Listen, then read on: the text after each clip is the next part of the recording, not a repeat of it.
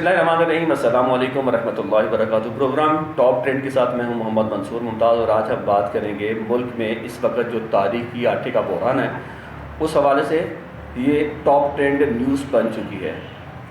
اس بحران کی کیا وجوہات ہیں، اس حوالے سے ہم آج کے اس پروگرام میں ڈسکس کریں گے۔ اور میرے ساتھ اس وقت پینل میں موجود جو ہیں ان کا میں تعارف کروا دوں۔ علی ضمیر چودھری صاحب ہیں، سینئر جرنلسٹ ہیں، ان کو ہم پروگرام میں خوش آمدید کہتے ہیں، اور شہزاد اوان ہیں جو بیورو چیف ہیں لاہور میں، ان کو ہم خوش آمدید کہتے ہیں۔ سب سے پہلے ہم بات کریں گے کہ یہ جو بحران کی صورتحال ہے اس کا منظرنامہ تھوڑا سا ہم ناظرین تک پہنچانا چاہتے ہیں کہ اس وقت کون کون سے مناظر ہم اس آٹے کے بحران کی وجہ سے ہم دیکھ رہے ہیں۔ علی ضمیر چودھری صاحب، کیا مناظر دیکھے ہیں آپ نے؟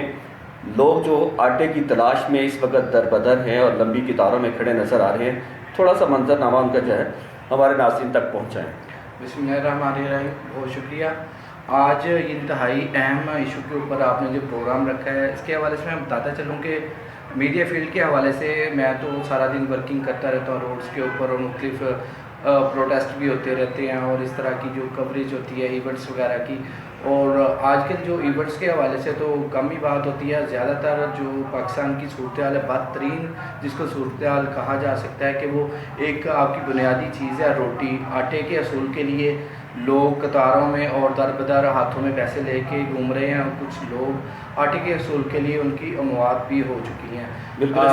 گورنمنٹ کے لیے بڑا لمحہ فکریہ ہے یہ کہ اس طرح کی صورتحال جو کہ آپ کی ملک کی پیداوار جو پروڈکٹ ہے اس کے استعمال کے حوالے سے اور ان کو نہ ملے، اور شہریوں کے حوالے سے جس طرح سے ڈی سی لاہور اور مختلف اس طرح کے جو ڈی سی صاحبان ہیں انہوں نے جی مختلف پوائنٹس کے اوپر جو ٹرک سٹینڈ بنا دیے گئے ہیں کہ وہاں سے جا کے آپ آٹا لے لیں، اور لائنوں میں لگے ہوئے ہیں لوگ، کہیں پہ رش ہے، کہیں پہ بعض انتظامیہ نظر آتی ہے آپ کو۔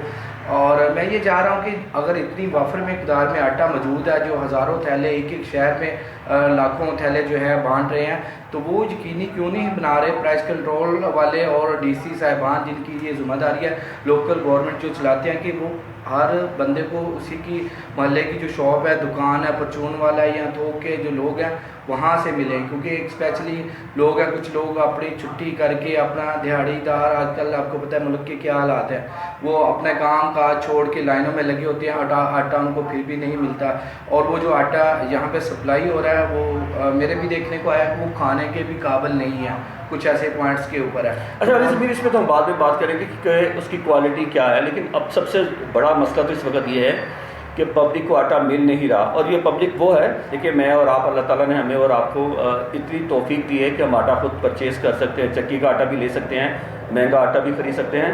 یہ وہ طبقہ ہے جو انتہائی غریب طبقہ ہے اور دیہڑی دار طبقہ ہے جو اپنی دیہڑیوں کو چھوڑ کے اپنے بچوں کا پیٹ پالنے کے لیے آٹا لینے کے لیے قطاروں میں کھڑے، اور ان کی اموات ہو رہی ہیں۔ آج کی خبر ہے کہ بھی ایک علاقہ ایسا ہے جس میں ایک باپ نے آٹا نہ ملنے کی وجہ سے اپنے حالات سے تنگ آ کر خودکشی کر دی۔ اس سے پہلے فیصل آباد کا ایک واقعہ ہمارے سامنے آیا ہے، وہ خبروں تک بھی پہنچا ہے کہ ایک خاتون اپنے بچوں کے لیے آٹا لینے کے لیے جاتی ہے، موٹر سائیکل کی ٹکر ہوتی ہے اور اس کی بھی جان چلی جاتی ہے۔ میرپور میں ایک شخص قطار میں کھڑا ہے اور آٹے کے انتظار میں ہے، لیکن ابھی آٹا لینے کی اس کی باری نہیں آتی، وہ وہاں تک پہنچتا نہیں ہے اور اس کی موت ہو جاتی ہے۔ پاکستان ایک زرعی ملک ہے، شہزاد اوان آپ سے جاننا چاہیں گے زرعی ملک میں آٹے کا بحران کتنا بڑا لمحہ فکری ہے؟ جی بالکل منصور صاحب، یہاں میں آپ کو بتاتا چلوں کہ جو حکمران ہے یہ اپنی اپنی دکانداری، اپنی اپنی کرسی کے چکر میں یہ عوام کے ساتھ یہ سلوک کر رہے ہیں۔ صرف یہی ہے کہ میں اس کو فلاپ کروں اور عوام اس کے خلاف ہو، اس بنا پہ یہ اپنی کرسی کے چکر میں یہ لوگوں کا یہ حال کر رہے ہیں۔ دوسری جانب میں منصور صاحب آپ کو یہ بھی بتاتا چلوں کہ جس آٹے کے لیے لوگ مر رہے ہیں، وہ آپ آٹا کی کوالٹی تو دیکھیں، وہ تو ایسے جیسے جانوروں کو ڈالنے والا چوکر ہوتا ہے، یعنی کہ وہ کھانے کے قابل نہیں ہے۔ جی بالکل کھانے کے قابل نہیں ہے، لیکن لوگ صرف مہنگائی اتنی ہے، لوگوں کے پاس پیسے نہیں ہیں، اس وجہ سے لوگ اس لائنوں میں لگ کے سستا آٹا لینے کی کوشش میں اپنی جان بھی قربان کر رہے ہیں۔ وہ آٹا بھی وہ گندا آٹا بالکل کھانے کے قابل نہیں ہے۔ کہاں گئی ہے فوڈ ڈپارٹمنٹ، کہاں ہے؟ کیوں نہیں چیک کر رہے اس کو؟ اس قابل ہے وہ تو کھانے کے قابل نہیں آٹا۔ جو لوگ لائنیں پر لگ کے روز اتنا ذلیل ہوتے ہیں اپنی، جیسا کہ ضمیر صاحب نے بتایا کہ پہلے روزگار نہیں ہے، اپنی دیہڑی ختم کر کے لوگ لائنوں پہ لگ کے آٹا لے کے آتے ہیں بچوں کے لیے، تو یہ میں سمجھتا ہوں بڑی زیادتی ہے یہ۔ اچھا، عالمی ادارے کی ایک رپورٹ کے مطابق اس وقت پاکستان میں جو مہنگائی ہے نا، وہ اس وقت 50 سالہ ریکارڈ اس نے توڑ دیا نا کہ 70 کے بعد جو مہنگائی ہوئی ہے وہ آج جس مہنگائی سے ہم گزر رہے ہیں ماضی میں کبھی بھی اس کی مثال نہیں ملتی. اچھا کیا ہم سمجھتے ہیں کہ اس کی وجہ یہ جو حالیہ سیلاب ہے جس کی وجہ سے تمام فصلیں تباہ ہو چکی ہیں اس کی وجہ سے یہ آٹے کی جو ہے وہ بحران کی صورتحال پیدا ہوئی ہے؟ کیا کہیں گے علی ضمیر، کیا یہ ایک وجہ ہو سکتی ہے؟ میں یہ سمجھتا ہوں کہ حالیہ جو سیلاب کا بحران آیا وہ اتنی بڑی وجہ نہیں ہے جتنی بڑی وجہ ملک میں سیاسی عدم استحکام ہے. علی بھائی اس سے میں تھوڑا سا اختلاف کروں گا. دیکھیں فصلیں تو تباہ ہوئی نا سیلاب کی وجہ سے، وہ وجہ تو ہم سمجھ سکتے ہیں کہ بھی یہ وجہ ایک ہے. سر آپ کی پروڈکشن کے اگر حوالے سے بات کیجیے، جو پنجاب ہے، پنجاب سب سے بڑا صوبہ ہے پاکستان کا، اور ملک کی جو گندم ہے تقریباً 60 سے 70% جو گندم ہے وہ پنجاب میں پیداوار اس کی ہوتی ہے. اس حوالے سے مائنس ہے، اس میں فرق تو ضرور پڑتا ہے کہ اگر اس کی پروڈکشن کم ہوئی، لیکن اتنی کم نہیں ہے. یہ وافر مقدار میں ذخیرہ تھا. ابھی نئی گندم تو آنے والی ہے، پرانی گندم تو آلریڈی اسٹاک میں موجود ہے. وہ تو آنے والے سال میں اگر اس طرح کی صورتحال ہے تو پھر تو آٹا بالکل ملے گا ہی نہیں ہے. میں سیاسی صورتحال کی اس لیے آپ کو بات بتا رہا ہوں کہ ملکی جو عدم استحکام کے حوالے سے جو اس طرح کی پوزیشن ہے، کوئی ادارے کے اوپر چیک اینڈ بیلنس نہیں ہے، کوئی پوچھنے والا نہیں ہے. ذخیرہ اندوز اپنی منمانیاں کر رہے ہیں، اور جو مل مالکان ہیں انہوں نے بھی آٹا بتا دیا. 160 روپے کلو آٹا آپ اگر دیکھیں تو یہ تو غریب کی بالکل پہنچ گئی. مڈل کلاس جو ہے نا وہ بھی اب بل بلاؤٹی ہے کہ وہ بھی اتنی سخت نہیں ان میں بھی رہی، کیونکہ ملک میں آپ کو پتہ ہے روزگار نہیں ہے، کچھ کاروبار بھی نہیں ہے، کچھ معاملات اس طرح کے ہیں. اور باقی صورتحال اگر دیکھی جائے تو لوگ تو یہ ایک جو 2 ٹائم کی روٹی تھی، مجھے لگتا ہے اب سارے لوگ 1 ٹائم کی روٹی کے لیے بھی ترسنا شروع ہو جائیں گے. تو یہ بہت بڑا لمحہ فکری ہے. یہ لوگوں کو اپنی سیٹ کرسیوں کو چھوڑ کے ملک کے لیے بھی کچھ سوچنا پڑے گا ان کو. اور باقی رہی بات امداد کے حوالے سے، اور امداد جہاں تک آپ نے بات کی سیلاب زدگان کے حوالے سے، تو ان کے ساتھ بہت بڑی زیادتی کی گئی ہے. پاکستان میں جتنی ڈونیشن اور جتنا کام ہوا اگر وہی منصفانہ طور پہ ان تک پہنچایا جاتا تو میرے خیال سے آج ان کے حالات بہتر ہوتے. انٹرنیشنل آپ کو پتہ ہے کتنے لوگوں نے ڈونیشن دیا ہے، لیکن آج بھی وہ کھلے آسمان تلے. وہ بچی کل ٹھٹھراتی ہوئی مر گئی ہے اور بخار کی وجہ سے، تو وہ کہاں جا رہی ہے امداد؟ اتنا بڑا علاقہ جو تباہ و برباد، 40 لاکھ لوگ ہیں اور کروڑوں اربوں لوگ ان کو ڈونیشن بھی دے رہے ہیں. ایک بندہ بھی ایک بندے کو سپورٹ کرے تو میرے خیال سے یہ جو معاملہ ہے یہ حل ہو سکتا ہے. اور پاکستان میں جو ہے بدقسمتی سے کوئی بھی ٹرینڈ اس طرح کا کوئی آفات آتی ہیں تو اس کو نشانہ بناتے ہوئے باقی لوگ اس کا فائدہ اٹھاتے ہیں اور ملک کے حالات اسی طرح خراب رہتے ہیں. میں شہزادہ خان آپ سے جاننا چاہوں گا، علی ضمیر چودھری فرما رہے تھے کہ بھی وہ ایک وجہ تو ہم 100% نہیں کہہ سکتے کہ صرف حالیہ سیلاب کی وجہ سے ہی آٹے کا بحران پیدا ہوا. کیا آپ سمجھتے ہیں کہ جو اس وقت ملک میں سیاسی جو غیر یقینی صورتحال ہے وہ بھی ایک وجہ ہے آٹا کے بحران کی، کہ اس طرف توجہ ہی نہیں ہے سیاستدانوں کی؟ سیاستدانوں کا صرف مقصد اپنی حکومت اور اپنی کرسی بچانے تک محدود رہ چکے ہیں، عوام کے مسائل کے ساتھ ان کا کوئی سروکار نہیں ہے. کیا کہیں گے؟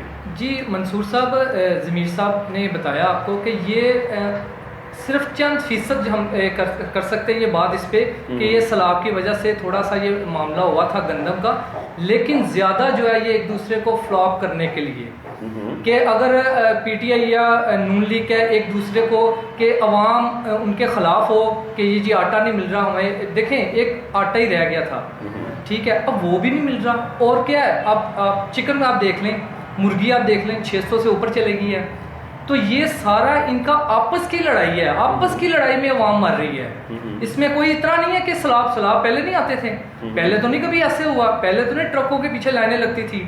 یہ سارا ان کا آپس میں یہ سیاسی معاملہ ہے. یہ سیاسی بنا پہ ہی یہ ضلالت اٹھا عوام کو ذلیل کر رہے ہیں. تو اتنی بات نہیں ہے کہ سیلاب کی وجہ سے یہ آج یہ آٹے کا بحران ہے. اچھا، کیا علی ضمیر چودھری آپ سے بھی میں جاننا چاہوں گا، اور آخر میں آپ سے بھی شہزادہ بن آپ سے جاننا چاہوں گا کہ یہ جو فرمایا جا رہا ہے کہ ایک طرف تو سیلاب زدگان کی کچھ وجوہات چلے وہ سمجھتے ہیں، اور کچھ وجوہات یہ ہیں یہ جو یہ غیر سیاسی جو ہے صورتحال ہے اس وقت، غیر مستحکم صورتحال ہے وہ ہے.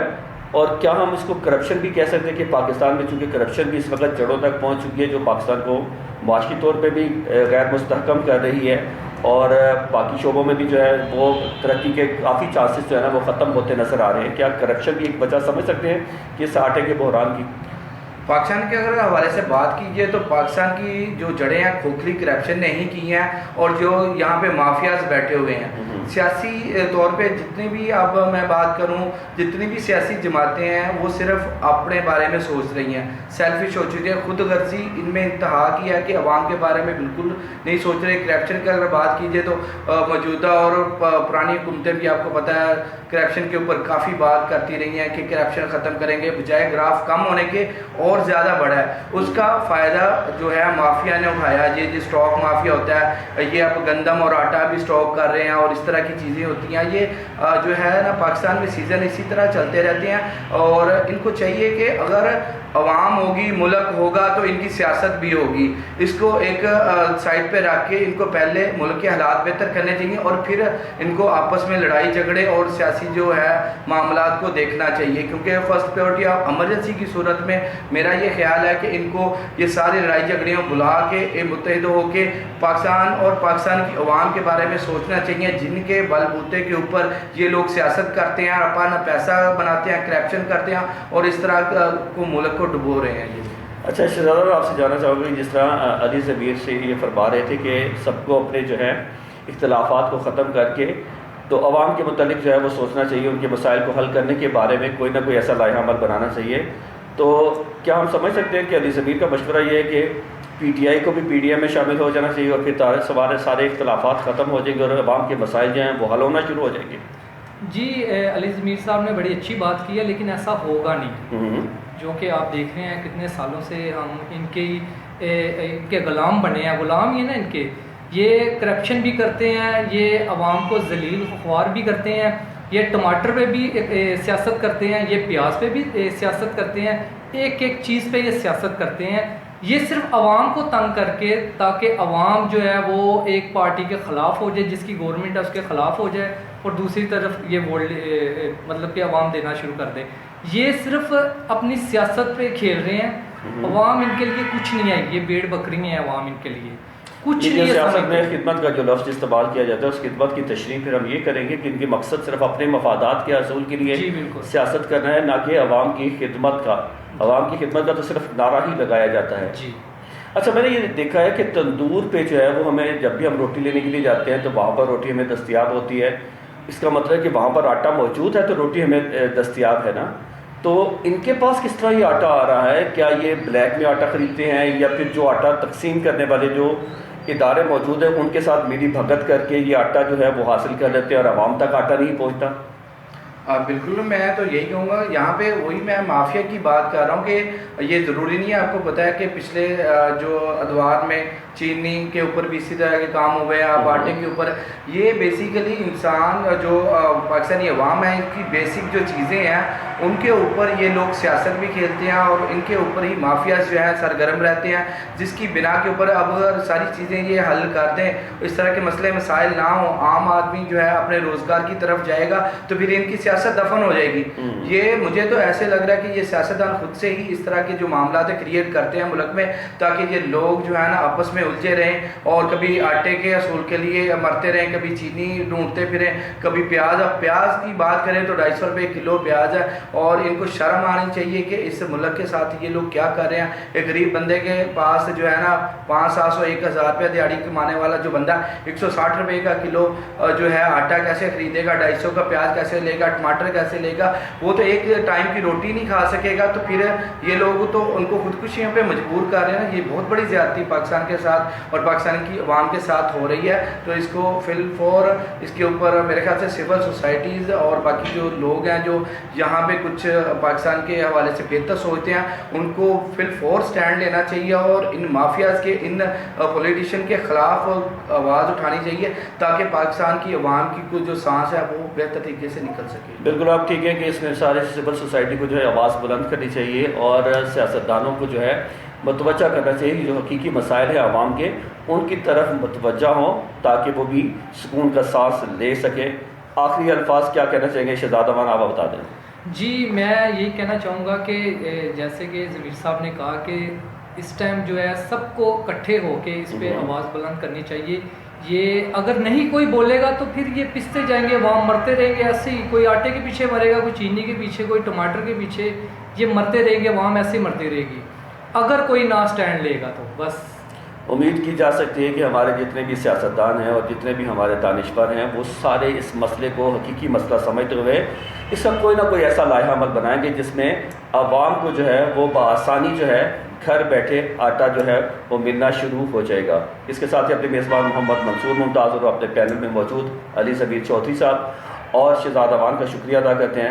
نئے ٹاپ 10 نیوز کے ساتھ دوبارہ حاضر خدمت ہوں گے، تب تک کے لیے اللہ حافظ۔ پاکستان زندہ باد، اسلام زندہ باد، ختم نبوت زندہ باد۔